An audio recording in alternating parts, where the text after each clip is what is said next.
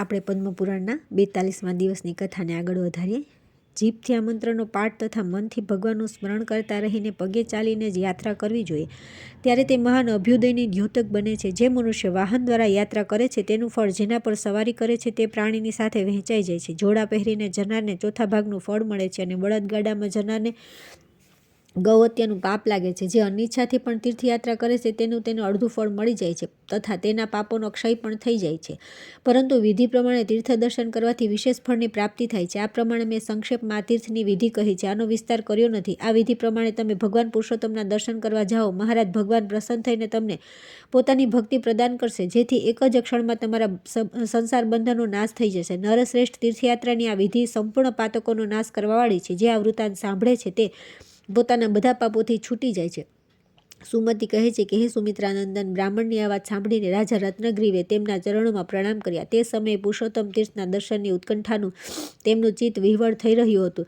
રાજાના મંત્રી સલાહ આપવામાં શ્રેષ્ઠ અને સુંદર સ્વભાવના હતા। રાજાએ સમસ્ત નગરવાસીઓને તીર્થયાત્રામાં સાથે લઈ જવાનો વિચાર કરીને પોતાના મંત્રીને આજ્ઞા આપી, અમાત્ય, તમે નગરના બધા લોકોને મારો આ સંદેશો સંભળાવી દો કે બધાએ ભગવાન પુરુષોત્તમના ચરણારવિંદનો દર્શન કરવા માટે જવાનું છે। મારા નગરમાં જે શ્રેષ્ઠ લોકો નિવાસ કરે છે તથા જે લોકો મારી આજ્ઞાનું પાલન કરવાવાળા છે તે બધા અહીંથી મારી સાથે જ આવે। તે પુત્રો સાથે અને સદા અનિતિમાં ડૂબેલા રહેનારા બંધુ બાંધવો સાથે શું લેવાનું છે, જેમણે આજ સુધી પોતાના નેત્રોથી પુણ્યદાયક પુરુષોત્તમના દર્શન કર્યા નથી, જેમના પુત્ર પૌત્ર ભગવાનના શરણમાં નથી ગયા, તેમના તે સંતાનો ડુક્કરના ટોળા જેવા છે। મારા પ્રજાજનો જે ભગવાન તેમનું નામ લેનાર બધાને પવિત્ર કરવાની શક્તિ ધરાવે છે, તેમના ચરણોમાં શીઘ્ર મસ્તક ઝુકાવે। રાજાનું આ મનોહર વચન ભગવાનના ગુણોથી ગૂંથેલું હતું। તેને સાંભળીને સત્ય નામવાળા પ્રધાન મંત્રીને બહુ હર્ષ થયો। તેમણે હાથી પર બેસીને ઢંઢેરો પીટાવીને પૂરા નગરમાં ઘોષણા કરાવી દીધી। તીર્થયાત્રાની ઈચ્છાથી મહારાજે જે આજ્ઞા આપી હતી તે અનુસાર બધી પ્રજાને એવો આદેશ આપ્યો કે પૂર્વવાસીઓ, તમે બધા લોકો મહારાજની સાથે તરત નીલગિરી પર ચાલો અને સર્વ પાપોને હરવાવાળા ભગવાન પુરુષોત્તમના દર્શન કરો। આ પ્રમાણે કરવાથી તમે બધા સમસ્ત સમુદ્રને પોતાને માટે ગાયની ખરી જેટલો બનાવી લેશો। સાથે જ બધા લોકો પોતાના શરીરને શંખ ચક્ર વગેરે ચિહ્નોથી વિભૂષિત કરે। આ પ્રમાણે પ્રધાનમંત્રીએ જે રઘુનાથજીના ચરણોનું ધ્યાન કરવા કારણે પોતાના શોક સંતાપને દૂર કરવા કરી ચૂક્યા હતા। રાજા રત્નગ્રીવ અદ્ભુત આદેશની સર્વત્ર ઘોષણા કરાવી દીધી। તે સાંભળીને બધા પ્રજાજનો આનંદ રસમાં ડૂબી ગયા। બધાએ પુરુષોત્તમના દર્શન કરીને પોતાનો ઉદ્ધાર કરવાનો નિશ્ચય કર્યો। પૂર્વવાસી બ્રાહ્મણો સુંદર વેશ ધારણ કરીને રાજાને આશીર્વાદ અને વરદાન આપતા રહીને શિષ્યો સાથે નગરમાંથી બહાર નીકળ્યા। ક્ષત્રિયો ધનુષ્ય ધારણ કરીને ચાલ્યા અને વેશ્યો વિવિધ પ્રકારની ઉપયોગી વસ્તુઓ લઈને આગળ વધ્યા। શૂદ્રો પણ સંસાર સાગરથી ઉદ્ધાર પામવાની વાત વિચારીને પ્રસન્ન થઈ રહ્યા હતા। ધોબી, ચમાર, મધ વેચનારા, કિરાત, મકાન બનાવનાર કારીગરો, દરજી, પાન વેચનારા, તબલા વગાડનારા, નાટક દ્વારા જીવિકા ચલાવનાર, નટ વગેરે, તેલ વેચનાર, પુરાણની કથા કહેનાર, સૂત, માગધ તથા વંદી આ બધા આનંદપૂર્વક નગરની બહાર નીકળ્યા। વેદવૃત્તિથી જીવિકા ચલાવનાર, ચિકિત્સક તથા રસોઈ બનાવનાર અને સ્વાદિષ્ટ રસોઈનું જ્ઞાન ધરાવનાર રસોઈયા પણ મહારાજની પ્રશંસા કરતા રહીને નગરની બહાર નીકળ્યા। રાજા રત્નગ્રીવ પણ પ્રાતઃકાળ સંધ્યોપાસન કરીને શુદ્ધ અંતઃકરણવાળા બ્રાહ્મણ દેવતાને જે તપસ્વીઓમાં શ્રેષ્ઠ હતા પોતાની પાસે બોલાવ્યા અને તેમની આજ્ઞા લઈને તેઓ નગરની બહાર નીકળ્યા। આગળ આગળ રાજા અને પાછળ પાછળ પૂર્વવાસીઓ હતા। તે સમયે તેઓ તારાઓની મધ્યમાં ચંદ્રમા જેવા શોભી રહ્યા હતા। એક કોષ ગયા પછી તેમણે વિધિ અનુસાર મુંડન કરાવ્યું અને દંડ, કમંડળ અને સુંદર મૃગચર્મ ધારણ કર્યા। આ પ્રમાણે મહાયશસ્વી રાજા ઉત્તમ વેશથી યુક્ત થઈને ભગવાનના ધ્યાનમાં તત્પર થઈ ગયા અને તેમણે પોતાના મનમાંથી કામ, ક્રોધ વગેરે દોષોનો ત્યાગ કરી દીધો। તે સમયે વિવિધ પ્રકારના વાજિંત્રો વગાડનારા લોકો વારંવાર દુંદુભી, ભેરી, આનક, પાણક, શંખ અને વીણા વગેરેના ધ્વનિ પ્રસરાવી રહ્યા હતા। બધા યાત્રીઓ આમ કહેતા આગળ વધી રહ્યા હતા, સમસ્ત દુઃખોને દૂર કરનારા દેવેશ્વર, તમારો જય હો। પુરુષોત્તમ નામે પ્રસિદ્ધ પરમેશ્વર, અમને પોતાના સ્વરૂપના દર્શન કરાવો। ત્યાર પછી જ્યારે મહારાજ રત્નગ્રીવ બધા લોકોની સાથે યાત્રા માટે ચાલવા લાગ્યા ત્યારે માર્ગમાં તેમને અનેક સ્થાનો પર મહાન સૌભાગ્યશાળી વૈષ્ણવો દ્વારા કરવામાં આવતું શ્રીકૃષ્ણનું કીર્તન સંભળાયું। સ્થાન સ્થાન પર ગોવિંદના ગુણગાન થઈ રહ્યા હતા।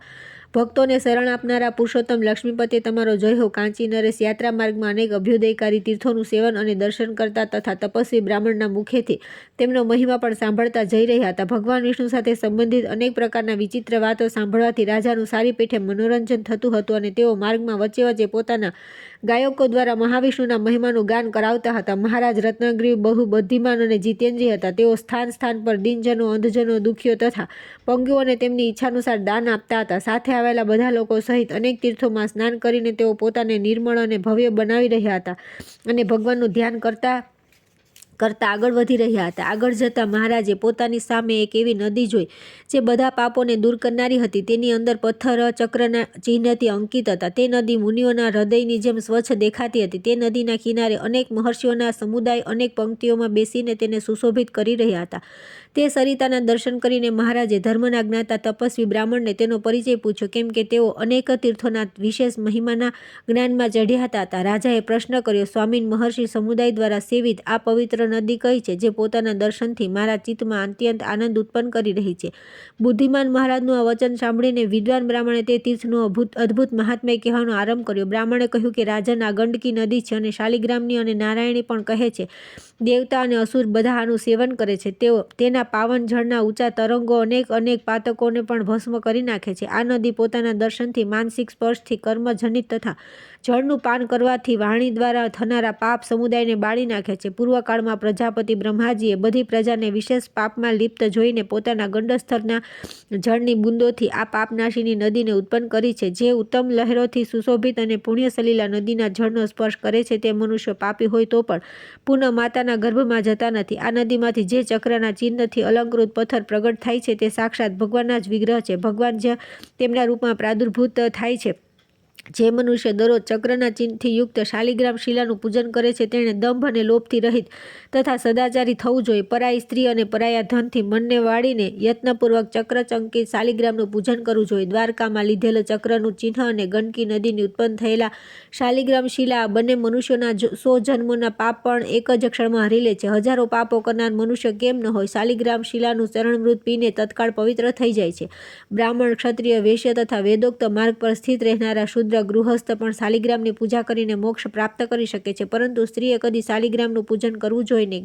વિધવા હો કે સોહગણ, જો તે સ્વર્ગલોક અને આત્મકલ્યાણની ઈચ્છા રાખે છે તો શાલિગ્રામ શિલાનો સ્પર્શ ન કરે. જો મોહવશ તેનો સ્પર્શ કરે તો પોતાના સંચિત પુણ્યનો ત્યાગ કરીને તરત નરકમાં પડે છે. કોઈ ગમે તેટલો પાપાચારી અને બ્રહ્મહત્યારો કેમ ન હોય, શાલિગ્રામ શિલાને સ્નાન કરાવેલું જળ ભગવાનનું ચરણામૃત પી લીધા પછી પરમગતિને પ્રાપ્ત થાય છે. ભગવાનને નિવેદિત તુલસી, ચંદન, જળ, શંખ, ઘંટ, ચક્ર, શાલિગ્રામ શિલા, તામ્રપત્ર, વિષ્ણુનું નામ તથા તેમનું ચરણામૃત, આ બધી વસ્તુઓ પવિત્ર છે. ઉપરયુક્ત 9 વસ્તુઓની સાથે ભગવાનનું ચરણામૃત પાપોને દૂર કરનારું છે. આવું સંપૂર્ણ શાસ્ત્રના અર્થને જાણનારા શાંતચિત્ત મહર્ષિઓનું કથન છે. હે રાજન, સમસ્ત તીર્થોમાં સ્નાન કરાવી તથા સર્વ પ્રકારના યજ્ઞો દ્વારા ભગવાનનું પૂજન કરવાથી જે અદ્ભુત પુણ્ય થાય છે તે ભગવાનના ચરણામૃતના એક બૂંદથી પ્રાપ્ત થાય છે. 4, 6, 8 વગેરે સમ સંખ્યામાં શાલિગ્રામ મૂર્તિની પૂજા કરવી જોઈએ, પરંતુ સમ સંખ્યામાં 2 શાલિગ્રામોની પૂજા યોગ્ય નથી. એ જ પ્રમાણે વિષમ સંખ્યામાં પણ શાલિગ્રામ મૂર્તિઓની પૂજા થાય છે, પરંતુ વિષમમાં 3 શાલિગ્રામોની નહીં. દ્વારકાનું ચક્ર તથા ગંડકી નદીના શાલિગ્રામ, આ બંનેનો જ્યાં સમાગમ હોય ત્યાં સમુદ્રગામિની ગંગાની ઉપસ્થિતિ માનવામાં આવે છે. જો શાલિગ્રામ શિલાઓ ખરબચડી હોય તો તે પુરુષને આયુષ્ય, લક્ષ્મી અને ઉત્તમ કીર્તિથી વંચિત કરી દે છે. તેથી તે ચીકણી હોય, તેમનું રૂપ મનોહર હોય તેમનું પૂજન કરવું જોઈએ. તે લક્ષ્મી પ્રદાન કરે છે. જે પુરુષની આયુની ઈચ્છા હોય કે ધનની, તે જો આ શાલિગ્રામ શિલાની પૂજા કરે છે તો તેની આલોક અને પરલોકની સમગ્ર કામનાઓ પૂર્ણ થઈ જાય છે. હે રાજન, જે મનુષ્ય મહાન ભાગ્યશાળી હોય તેના પ્રાણાંતના સમયે જીભ પર ભગવાનનું પવિત્ર નામ ચાલે છે અને તેની છાતી પર આજુબાજુ શાલિગ્રામ શિલા હાજર રહે છે. પ્રાણ નીકળે ત્યારે પોતાના વિશ્વાસ કે ભવનમાં જો શાલિગ્રામ શિલાની સ્ફૂર્ણા થઈ જાય તો તે જીવની અવશ્ય મુક્તિ થાય છે. પૂર્વકાળમાં ભગવાને બુદ્ધિમાન રાજા અમરીશને કહ્યું હતું કે બ્રાહ્મણ, સંન્યાસી તથા ચીકણી શાલિગ્રામ શિલા, આ 3 પૃથ્વી પર મારા જ સ્વરૂપ છે. પાપીઓના પાપ નાશ કરવા માટે જ મેં આ સ્વરૂપ ધારણ કર્યા છે. જે પોતાની કોઈ પ્રિય વ્યક્તિને શાલિગ્રામની પૂજા કરવાનો આદેશ આપે તે સ્વયં તો કૃતાર્થ થાય જ છે, પોતાના પૂર્વજોને પણ તરત જ વૈકુંઠમાં પહોંચાડી દે છે. આ વિષયમાં કામ ક્રોધથી રહિત વિતરાગ મહર્ષિઓએ એક પ્રાચીન ઇતિહાસનું ઉદાહરણ આપતા હોય છે. પૂર્વકાળની વાત છે. ધર્મશૂન્ય મગધ દેશમાં અનેક પછાત જાતિનો મનુષ્ય રહેતો હતો, જે લોકોમાં શબર નામે પ્રસિદ્ધ હતો. સદા અનેક પ્રાણીઓની હિંસા કરવી અને બીજાનું ધન લૂંટી લેવું, આ જ તેનું કામ હતું. રાગ, દ્વેષ અને કામ, ક્રોધ વગેરે દોષથી તે વ્યાપ્ત હતો. એક દિવસ તે શિકારી સમસ્ત પ્રાણીઓને ભયભીત કરતો રહીને ફરી રહ્યો હતો. તેનું મન મોહગ્રસ્ત હતું. તે આ વાતને જાણતો ન હતો કે તેનો કાળ નજીક આવી પહોંચ્યો છે. યમદૂતો હાથમાં મુદગર અને પાશ લઈને ત્યાં આવી પહોંચ્યા. તેમના તાંબા જેવા લાલ વાળ, મોટા નખ તથા લાંબી દાઢો હતી. તે બધામાં કાળા મેષ દેખાતા હતા તથા તેમના હાથોમાં લોઢાની સાંકળો હતી. તેમને જોતા જ પ્રાણીઓ મૂર્છિત થઈ જતા હતા. ત્યાં જઈને તે કહેવા લાગ્યા, સંપૂર્ણ જીવોને ભયભીત કરનાર આ પાપીને બાંધી લો. ત્યારબાદ તે યમદૂતો તે શબરને લોઢાના પાસથી બાંધી બોલ્યા, દુષ્ટ દુરાત્મા, મેં કદી મનથી પણ શુભ કર્મ કર્યું નથી, તેથી અમે તને રૌરવ નરકમાં નાખીશું. જન્મથી લઈને અત્યાર સુધી તે કદી ભગવાનની સેવા કે સ્મરણ કર્યા નથી, તેથી ધર્મરાજની આજ્ઞાથી અમે તને વારંવાર મારતા લોહ, શંકુ, કુંભીપાક તથા અતિ રૌરવ નરકમાં લઈ જઈશું. આમ કહીને યમદૂત જેવા તેને લઈ જવા તત્પર થયા, ત્યાં જ મહાવિષ્ણુના ચરણ કમળોની સેવા કરવાવાળા એક ભક્ત મહાત્મા ત્યાં આવી પહોંચ્યા. તે વૈષ્ણવ મહાત્માએ જોયું કે યમદૂતો દંડ, પાશ, મુદગર વગેરે કઠોર આયુધથી સજ્જ છે તથા આ શબરને લોઢાની સાંકળથી બાંધીને લઈ જવા તત્પર છે. ભગવત ભક્ત મહાત્મા બહુ દયાળુ હતા. તે સમયે શબરની સ્થિતિ જોઈને તેમનું હૃદય અત્યંત કરુણાથી ભરાઈ ગયું અને તેમને મનમાં જ આવો વિચાર કર્યો, આ શબર મારી પાસે હોવાથી આવી કઠોર યાતનાને પ્રાપ્ત ન થાય, તેથી હું આને યમદૂતોથી હમણાં જ છોડાવું. આવું વિચારીને તે કૃપાળુ મુનીશ્વર હાથમાં શાલિગ્રામ લઈને શબરની પાસે ગયા. ભગવાન શાલિગ્રામનું પવિત્ર ચરણામૃત, જેમાં તુલસી દળ પણ હતા, તેના મુખમાં નાખી દીધું. પછી તેના કાનમાં તેમણે રામ નામના જપ કર્યા, મસ્તક પર તુલસી પાન મૂક્યા અને છાતી પર મહાવિષ્ણુની શાલિગ્રામ શિલા મૂકી અને કહ્યું કે યાતના પર યમદૂતો અહીંથી ચાલી જાય. શાલિગ્રામ શિલાનો સ્પર્શ આ શબરના સઘળા પાપોને ભસ્મ કરી નાખે. વૈષ્ણવ મહાત્માના આ પ્રમાણે કહેતા જ ભગવાન વિષ્ણુના પાર્ષદ, જેમનું સ્વરૂપ બહુ અદ્ભુત હતું, તે શબરની પાસે આવી પહોંચ્યા. શાલિગ્રામ શિલાના સ્પર્શથી તેના બધા પાપ નષ્ટ થઈ ગયા. તે પાર્ષદ પિતાંબર ધારણ કરીને શંખ, ચક્ર, ગદા અને પદ્મથી શોભી રહ્યા હતા. તેમણે આવીને તરત જ તે દુસ્સહ લોહપાશથી શબરને મુક્ત કરી દીધું. તે મહાપાપી છુટકારો અપાવ્યા બાદ તેમણે યમદૂતોને કહ્યું કે તમે લોકો આની આજ્ઞાનું પાલન કરવા આવ્યા છો. જો આ પ્રમાણે અધર્મ કરી રહ્યો છે, આ શબર તો વૈષ્ણવ છે, એણે પૂજનીય દેહ ધારણ કરી રાખ્યો છે, પછી શા માટે તમે તેને બંધનમાં નાખ્યો? તેમની વાત સાંભળીને યમદૂતોએ કહ્યું કે આ તો પાપી છે. અમે લોકો ધર્મરાજની આજ્ઞાથી આને લઈ જવા આવ્યા છે. આણે કદી મનથી પણ કોઈ પ્રાણીનો ઉપકાર કર્યો નથી. આણે જીવ હિંસા જેવા મોટા મોટા પાપ કર્યા છે. તીર્થયાત્રીઓને તો આણે અનેકવાર લૂંટ્યા છે. આ સદા પરાઈ સ્ત્રીઓનું સતીત્વ નષ્ટ કરવા લાગ્યો રહેતો હતો. આણે બધી પ્રકારના પાપ કર્યા છે. તેથી અમે આને પાપીને લઈ જવાનો ઉદ્દેશથી અહીં આવ્યા છે. તમે લોકો અહીં આવીને શા માટે આને બંધનથી મુક્ત કરી દીધો?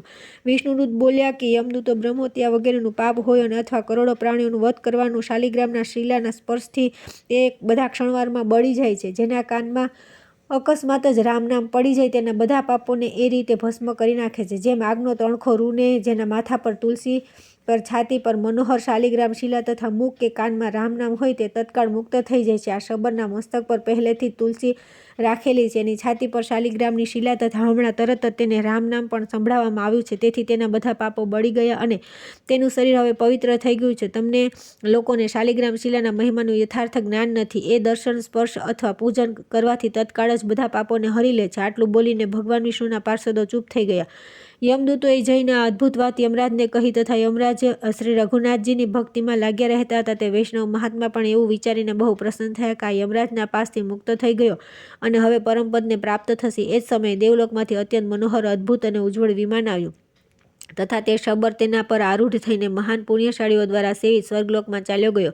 ત્યાં પ્રચુર ભોગોનો ઉપભોગ કરીને તે પાછો આ પૃથ્વી પર આવ્યો અને કાશીપુરીમાં એક શુદ્ધ બ્રાહ્મણ વંશમાં જન્મ લઈને તેણે ભગવાન વિશ્વનાથજીની આરાધના કરી અને અંતે પરમપદને પ્રાપ્ત થઈ ગયો.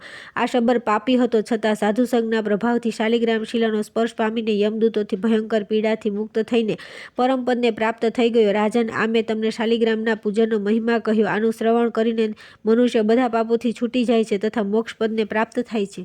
ત્યાર પછી આવે છે રાજા રત્નગ્રીવે નીલ પર્વત પર ભગવાનના દર્શન કરીને રાણી વગેરેની સાથે વૈકુંઠમાં જવું તથા શત્રુઘ્નનું નીલ પર્વત પર પહોંચવું. સુમતિ કહે છે કે સુમિત્રાનંદન, ગંડકી નદીનું આ અનુપમ મહાત્મય સાંભળીને રાજા રત્નગ્રીવે પોતાને કૃતાર્થ માન્યો. તેમણે તે તીર્થમાં સ્નાન કરીને પોતાના સમસ્ત પિતૃઓનું તર્પણ કર્યું. એનાથી તેમને બહુ હર્ષ થયો. પછી શાલિગ્રામ શિલાની પૂજાના ઉદ્દેશ્યથી તેમણે ગંડકી નદીમાં 24 શિલાઓ લીધી અને ચંદન વગેરે ઉપચારો દ્વારા બહુ પ્રેમથી તેમની પૂજા કરી. ત્યાર પછી ત્યાં દીનજનોને, અંધજનોને વિશેષ દાન આપીને રાજાએ પુરુષોત્તમ મંદિરમાં જવા માટે પ્રસ્થાન કર્યું. આ પ્રમાણે ક્રમશઃ યાત્રા કરતા રહીને તેઓ તે તીર્થમાં પહોંચ્યા જ્યાં ગંગા અને સમુદ્રનો સંગમ થયો છે.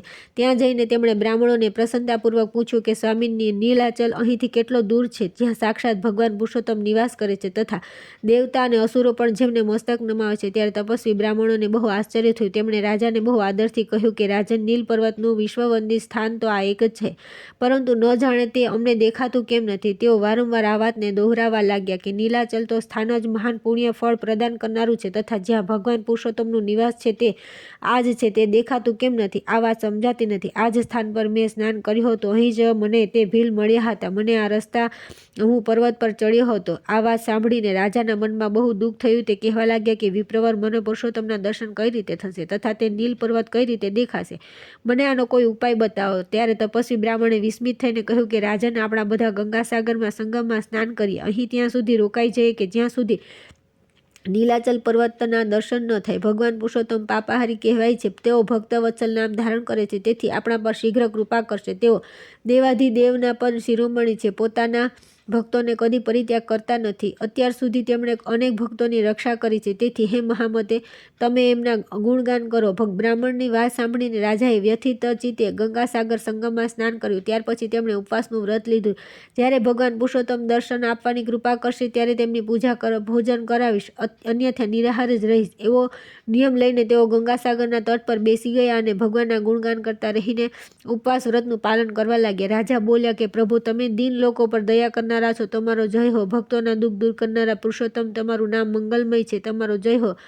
ભક્તજનોની પીડાનો નાશ કરવા માટે જ તમે સગુણ વિગ્રહ ધારણ કર્યો છે. તમે દુષ્ટોનો વિનાશ કરનારા છો, તમારો જય હો, જય હો. તમારા ભક્ત પ્રહલાદ તેના પિતા દૈત્યરાજ ભારે વ્યથિત કર્યા, શૂળી પર ચઢાવ્યા, ફાંસી આપી, પાણીમાં ડૂબાડી, અગ્નિમાં બાળ્યા અને પર્વત પરથી નીચે પાડ્યા. પરંતુ તમે ઋષિરૂપ ધારણ કરીને પ્રહલાદને તરત સંકટમાંથી બચાવી લીધા. તેના પિતા જોતા જ રહી ગયા અને અત્યંત દુઃખી થઈ રહ્યા હતા. તેથી તેની દશા જોઈને તમારા હૃદય કમળ ભરાઈ આવ્યું અને તમે તેને બચાવવા તરત ગરુડ પર બેઠા. પરંતુ આગળ જતા તમે પક્ષીરાજ ગરુડને પણ છોડી દીધા અને હાથમાં ચક્ર લઈને બહુ વેગપૂર્વક દોડ્યા. તે સમયે બહુ વેગના કારણે તમારી વનમાળા બહુ જ હાલી રહી હતી અને પીતાંબરનો છેડો આકાશમાં ફરકી રહ્યો હતો. તમે તરત જઈને ગજરાજને ગ્રાહની ચુંગલમાંથી છોડાવ્યો અને ગ્રાહનો પણ ઉદ્ધાર કરી દીધો. જ્યાં જ્યાં તમારા સેવક પર સંકટ આવ્યું છે ત્યાં ત્યાં તમે દેહ ધારણ કરીને પોતાના ભક્તોની રક્ષા કરો છો. તમારી લીલાઓ અને મનને મોહિત કરનારી અને પાપને હરી લેનારી છે. તેના દ્વારા જ તમે ભક્તોનું પાલન કરો છો. હે ભક્તવત્સલ, તમે અનાથોના નાથ છો. દેવોના મુગટમાં જડેલા હીરા તમારા ચરણોનો સ્પર્શ કરે છે. પ્રભુ, તમે કરોડો પાપોને ભસ્મ કરનારા છો. મને પોતાના ચરણ કમળના દર્શન આપો. જો હું પાપી છું તો પણ તમારા પ્રિય એવા પુરુષોત્તમ ક્ષેત્રમાં આવ્યો છું, તેથી હવે મને દર્શન આપો. હે દેવ દાનવ વંદિત પરમેશ્વર, હું તમારો જ છું. તમે પાપોના સમૂહનો નાશ કરવાવાળા છો. તમારો આ મહિમા હું ભૂલ્યો નથી. સર્વના દુઃખોને દૂર કરનારા દયામય, જે લોકો તમારા પવિત્ર નામોનું કીર્તન કરે છે તેઓ પાપ સમુદ્રથી તરી જાય છે. તે સંતોની કરેલી આ વાત સાચી છે તો તમે મને પ્રાપ્ત થાઓ અને મને દર્શન આપીને કૃતાર્થ કરો. સુમતિ કહે છે કે આ પ્રમાણે રાજા રત્નગ્રીવ રાત દિવસ ભગવાનના ગુણગાન ગાવા લાગ્યા. રાજાને એક ક્ષણ માટે પણ વિશ્રામ ન કર્યો, ન નિંદ્રા લીધી અને ન કોઈ સુખનો અનુભવ કર્યો. તેઓ ચાલતા ચાલતા, બેસતા ઉઠતા, ગીત ગાતા તથા વાતચીત કરતા સમય પર નિરંતર એ જ કહેતા કે પુરુષોત્તમ, કૃપાના તમે મને તમારા સ્વરૂપની ઝાંખી કરાવો. આ પ્રમાણે ગંગાસાગરના તટ પર રહેતા રાજાના 5 દિવસ વ્યતીત થયા. ત્યારે દયાસાગર શ્રી ગોપાલે કૃપાપૂર્વક વિચાર કર્યો કે આ રાજા મારા મહિમાનું ગાન કરવાના કારણે સર્વથા પાપરહિત થઈ ગયો છે, તેથી હવે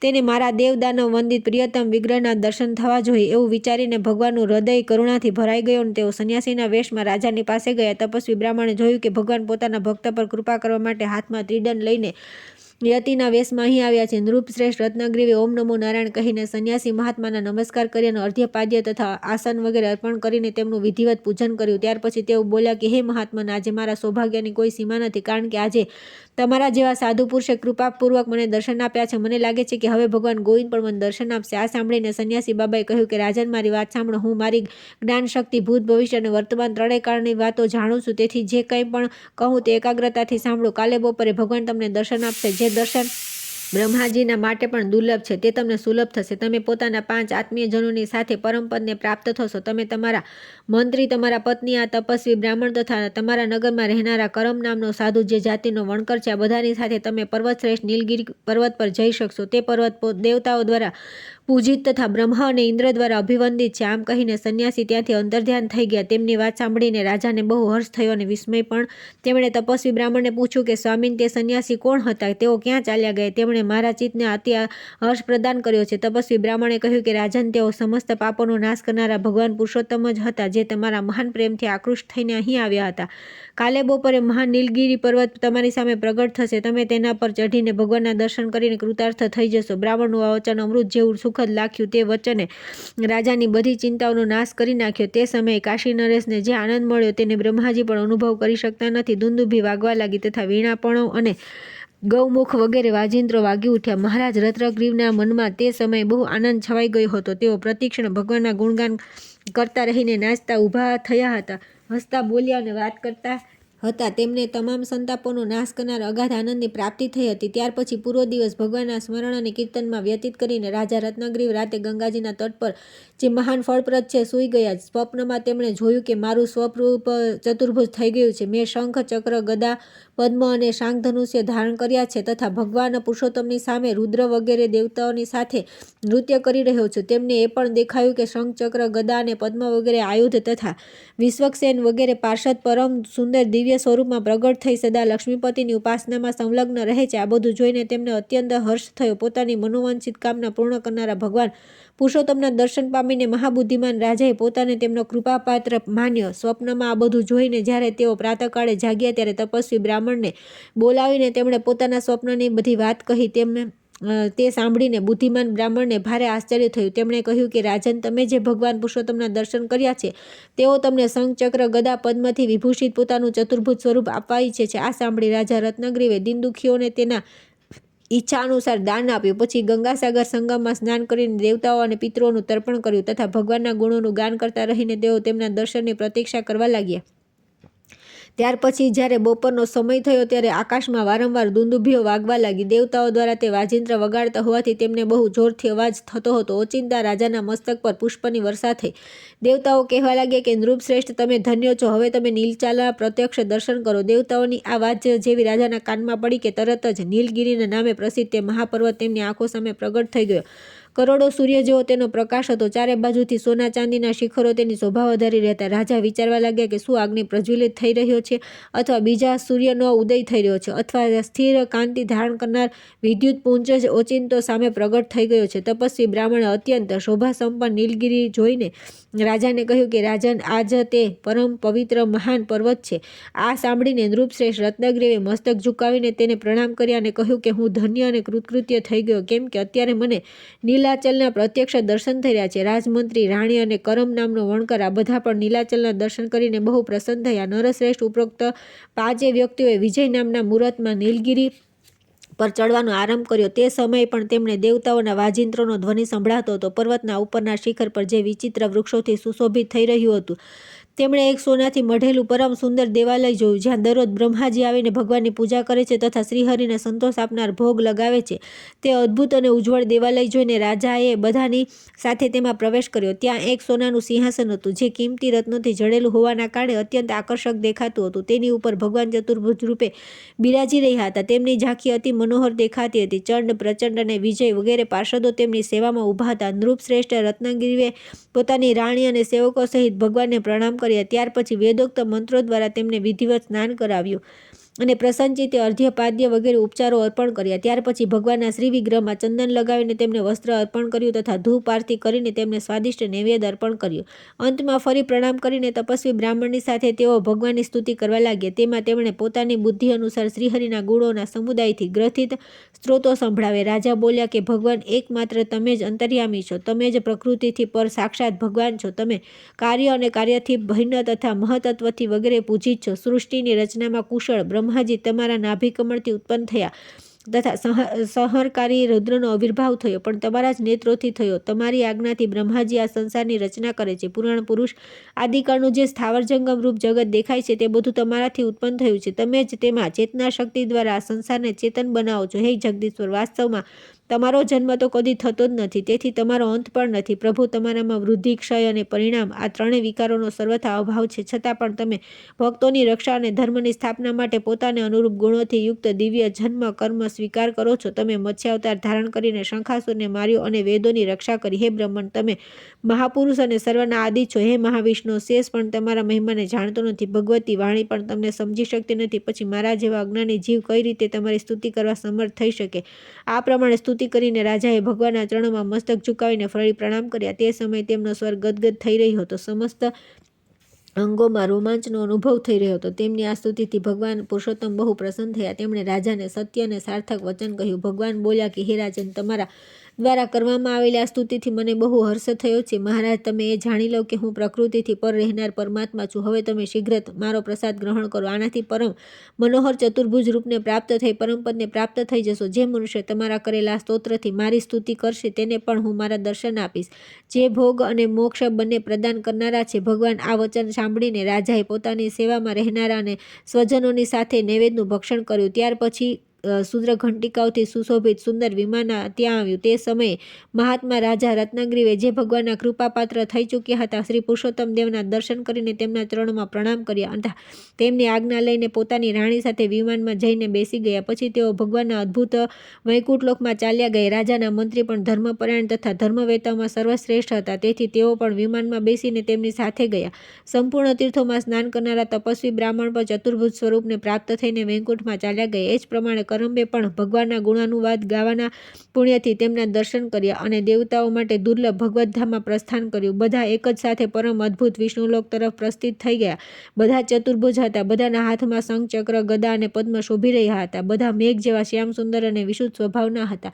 બધાના હાથ કમળોની જેમ સુશોભિત હતા. હાર, કેયુર અને કડાથી બધાના અંગ વિભૂષિત હતા. આ પ્રમાણે તે બધાએ વૈકુંઠધામની યાત્રા કરી. સાથે આવેલા પ્રજાવર્ગના લોકો વિમાનોની પંક્તિઓ જોઈને દુંદુભીનો ધ્વનિ પણ સાંભળ્યો. તે સમયે એક બ્રાહ્મણ પણ ત્યાં ગયા, જે ભગવાનના ચરણારવિંદમાં બહુ પ્રેમથી રાખતા હતા.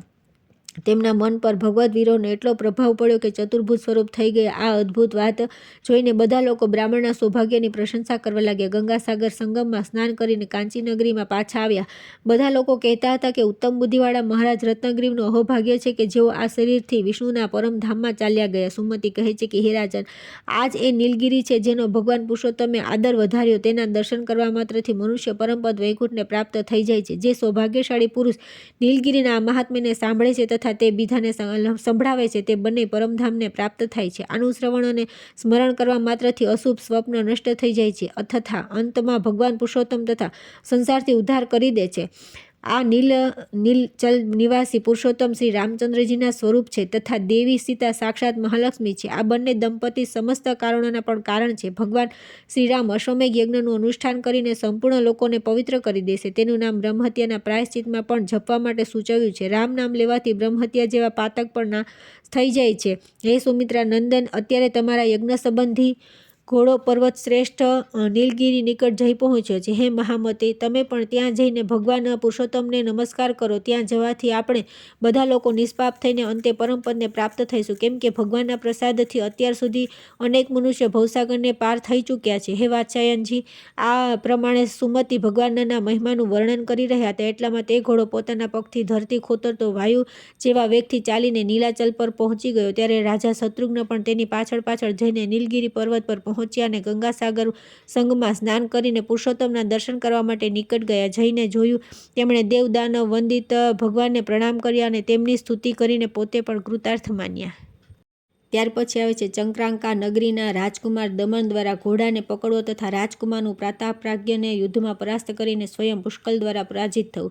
શેષજી કહે છે કે હે મુનિ, તે ઘોડો નીલાચલ પર થોડીવાર રોકાઈને ઘાસ ચરતો આગળ વધી ગયો. તેમનો વેગ મન જેવો તીવ્ર હતો. શ્રેષ્ઠ વીર શત્રુઘ્ન, રાજા લક્ષ્મણનિધિ, ભયંકર વાહનવાળા રાજકુમાર પુષ્કળ તથા રાજા પ્રતાપગઢ આ બધા તેની રક્ષા કરી રહ્યા હતા. કરોડો સૈનિકોથી સુરક્ષિત તે યજ્ઞ અશ્વ ક્રમશઃ આગળ વધતો રાજા સુબાહુ દ્વારા સુરક્ષિત ચંક્રાંકા નગરની નજીક જઈ પહોંચ્યો. તે સમયે રાજાનો પુત્ર દમન શિકાર ખેલી રહ્યો હતો.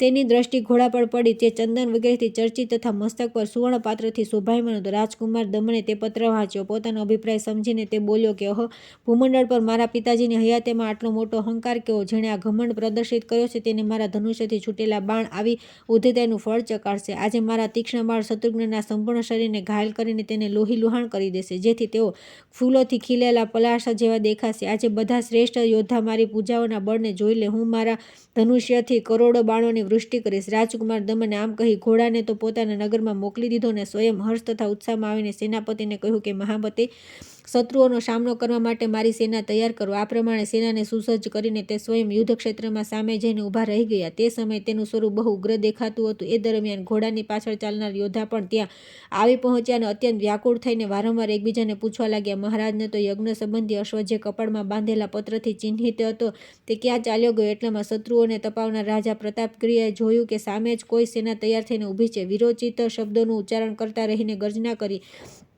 પ્રતાપગિરિના સિપાહીઓએ તેમને કહ્યું કે મહારાજ, એવું લાગે છે કે આ રાજા જ ઘોડો લઈ ગયો છે, અન્યથા આ વીર પોતાના સૈનિકોની સાથે આપણી સામે શા માટે ઊભો રહે? આ સાંભળીને પ્રતાપગિરિએ પોતાનો એક સવાલ મોકલ્યો. તેમણે જઈને પૂછ્યું કે મહારાજ, શ્રી રામચંદ્રજીનો અશ્વ ક્યાં છે? કોણ લઈ ગયું? કેમ લઈ ગયો? ક્યાં લઈ ગયા? શું તે ભગવાન રામચંદ્રજીને જાણતા નથી? રાજકુમાર દમન બહુ બળવાન હતા. તે સેવકના આ વચન સાંભળીને બોલ્યો કે અરે, ભાલપત્ર વગેરે ચિહ્નોથી અલંકૃત આ યજ્ઞ સંબંધી અશ્વને હું લઈ ગયો છું. તેની સેવામાં જે શૂરવીર હોય તે આવે અને મને જીતીને બળપૂર્વક ઘોડાને અહીંથી છોડાવીને લઈ જાય. રાજકુમારના વચન સાંભળીને સેવકને બહુ ગુસ્સો આવ્યો, છતાં તે હસતો હસતો ત્યાંથી પાછો ગયો અને રાજાની પાસે જઈને તેણે દમનને કહેલી વાત જણાવી. તેમને તેમ કહી સંભળાવી. તે સાંભળતા જ મહાબલી પ્રતાપગિરિની આંખો ક્રોધથી લાલ થઈ ગઈ અને તેઓ 4 ઘોડાથી સુશોભિત સુવર્ણમય રથ પર સવાર થઈને મોટા મોટા વીરોને સાથે લઈને રાજકુમાર સાથે યુદ્ધ કરવા માટે ચાલ્યા. તેમની સહાયતામાં બહુ મોટી સેના હતી. આગળ વધીને તેઓ ધનુષ્ય ટંકાર કરવા લાગ્યા. તે સમયે ક્રોધિત નેત્રવાળા રાજા પ્રતાપગિરિની પાછળ મોટી સંખ્યામાં ઘોડેસવાર અને હાથીસવાર પણ ગયા. નજીક જઈને પ્રતાપગિરિએ યુદ્ધ માટે તત્પર રાજકુમારને સંબોધિત કરીને કહ્યું કે કુમાર, તું હજી બાળક છે. શું આ તે અમારા ઘોડાને બાંધીને શ્રેષ્ઠ કર્યું છે? અરે, સમસ્ત વીર શિરોમણી જેમના ચરણોની સેવા કરે છે તે મહારાજ શ્રી રામચંદ્રને તું નથી જાણતો? દૈત્યરાજ રાવણ પણ જેમના અદ્ભુત પ્રતાપને સહી ન શક્યા. તે આગળની કથા આવતીકાલે કરીશ.